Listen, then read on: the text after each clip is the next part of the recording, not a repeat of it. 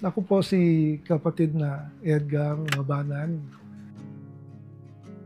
Noong 1990 po, ako po yung nagtatrabaho pa sa isang car company. Ang may bahay ko po si Kamini. Siya po ay isang guro sa isang public school. Ang pangarap namin mag-asawa ay mabigyan po namin ng magagandang kinabukasan ng mga anak namin. Siyempre, kailangan mapag-aral po namin sila. Kasama na rin dyan, hindi po natin pwedeng maalis na kailangan kasama sa buhay nila yung paglilingkod sa Diyos. Kasi sa paniniwala nga namin na mag-asawa, ang lahat ng bagay, lahat ng kapalaran, Diyos rin ang nagbibigay. Nagsimula po ang sintomas ng sakit ko po nung early 90s. Nung paggising ko po ng umaga, napansin ko po na napakarami pong dots ako nakikita na parang punong-puno ng buhangin yung paningin ko. Kaya medyo nag-alala po ako noon.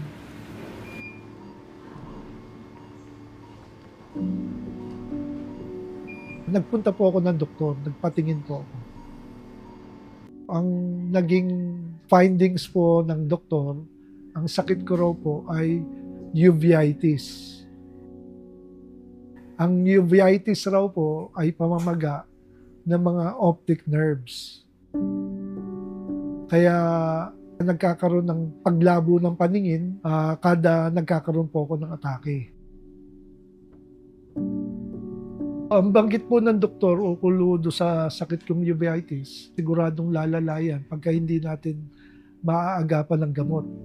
Pero nakakalungkot lang na isipin na wala pang gamot yung sakit ko. Ine-expect ko na rin na pwede ho talaga mangyari na mabulag po ako. Kaya noong mga panahon na yon, ang remedyo lang na binibigay sa akin, steroids. Unti-unti parang nagkaroon na rin ako ng pangamba nun na baka dumating ako ng panahon na lumala lalo yung sakit ko. Naalala ko yung pamilya ko. Paano kaya mangyayari sa pamilya ko?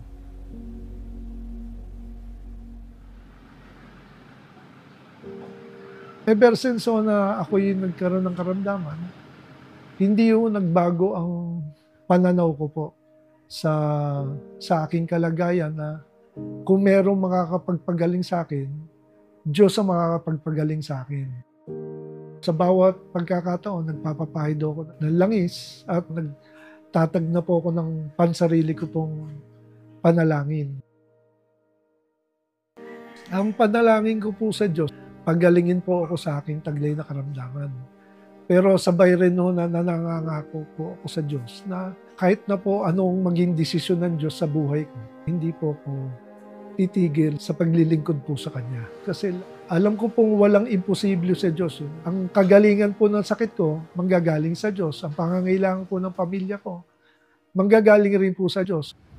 Nung medyo lumalalaw yung sakit ko, medyo dinadagdagan nila yung mga gamot na sa inaakala nila na makakapagpagaling sa akin. Pero ang nangyari, parang nagkaroon ako ng komplikasyon na nadagdagan pa po yung sakit ko bukod doon sa uveitis.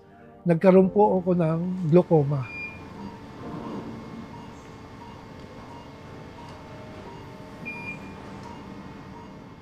Nung dumating po yung panahon ng kasagsagan po nung sakit ko, na dumaan po ko sa ilang operasyon, napakarami pong paggagamot. Napakabait po ng Diyos sa akin po. Kasi napakadaming ginamit na kasangkapan ng Diyos. Hindi po ako siningil ng doktor. Kasi po, ang mga doktor pala, meron pala silang allowance na parang tulong nila doon sa mga nangangailangan. Lahat po ng ginawa sa akin, libre. Bago lahat po, kung may pangangailangan ng pamilya ko, marami yung mga kamag-anak na kinasangkapan na rin para matulungan kami financially. After 3 years lang po, 92, 1995, mga gano'n. Dumating nga ho yung panahon na medyo lumalala na ho yung sumpong na hindi na ako nakakapagtrabaho. Hanggang sa tuluyan na rin ako talaga hindi nagtrabaho. Dineclare ho kasi ako ng doktor na legally blind. By 2003 po, totally blind na po ako. Hindi ko naman po masasabi na hindi ako nakaramdam talaga ng lungkot noon, na talagang parang hindi ako makapaniwala na nangyari na yung kinatatakutan ko, na tuluyan na ako nabulag.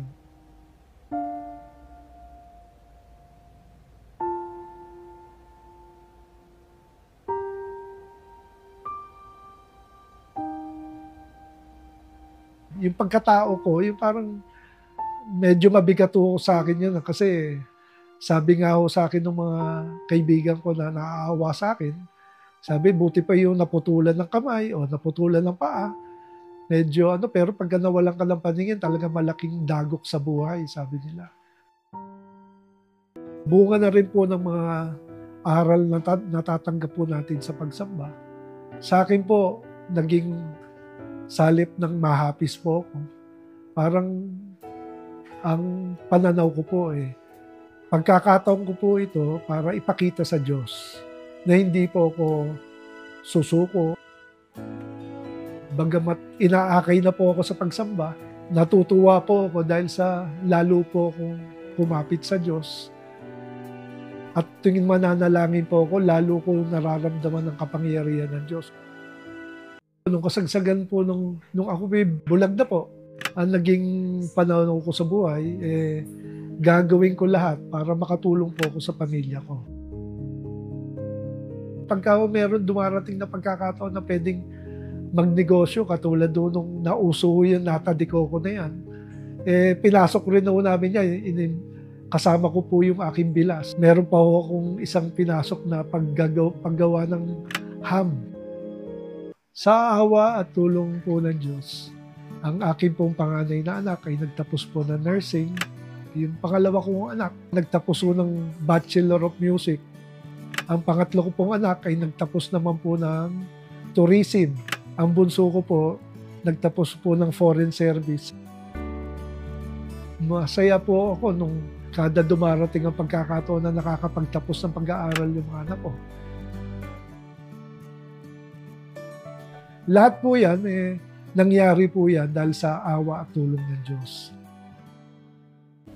Nung nawalan po ako ng paningin, talaga masakit to yung hindi nyo na sila makikita. Yung katuwang nyo sa buhay, yung anak nyo na susubaybayan nyo, nakikita nyo magmula bata na nagkakaedad. Nung kinasal po yung mga anak ko, lahat po, nung nagmarcha ho sila, ako yung naghatid sa mga anak ko. Masaya rin ho, kaya lang ho, iba ho talaga yung nakakakita. Ang laking bagay ho sana kung nakikita ko lahat sila. Lalo na ho nung nagkaroon ako ng apo.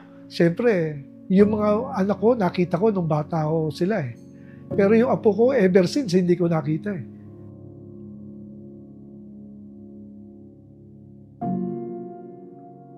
Mahirap rin po, lalo na pagka nagkakasama-sama po kami pamilya na hindi naman sila nakikita, kinikwento lang sa inyo kung ano yung nangyayari sa paligid, kung ano yung mga, kamusta na yung mga pamilya. Dahil po sa kalagayan ko nga pong bulag, hindi ko po maiiwasan na makaramdam ng medyo masakit sa kalooban dahil sa hindi ko nakikita yung pamilya ko. Pero masaya ako dahil sa ang buong pamilya ko po ay masigla. At tinatanggap ko yung sakit ko na magandang kapalaran po sa akin. Importante, wag lang ako manghina, lalo akong magawa ko lahat, yung masunod ko yung mga utos ng Diyos. Mamuhay ako lagi ng naayon sa kalooban ng Diyos. Yun ang prioridad ko talaga sa buhay. Lalo kung umasa sa magagawa ng Diyos. Lalo ako naging mapanalanginin. Dumating ang panahon na inalok po ako ng tungkulin. Ang sabi ng aming pastor noon, pati yung katiwala ng purok, hindi nyo naman kailangan ng paningin.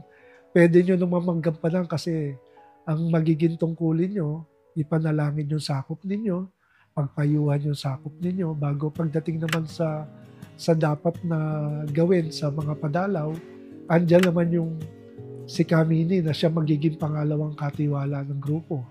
Kaya hindi ho ako nagdalawang isip. Tinanggap po yung tungkulin na bilang katiwala po ng grupo. Doon ho nagsimula, karoon ako ng dako ng gawain dito sa bahay ho namin.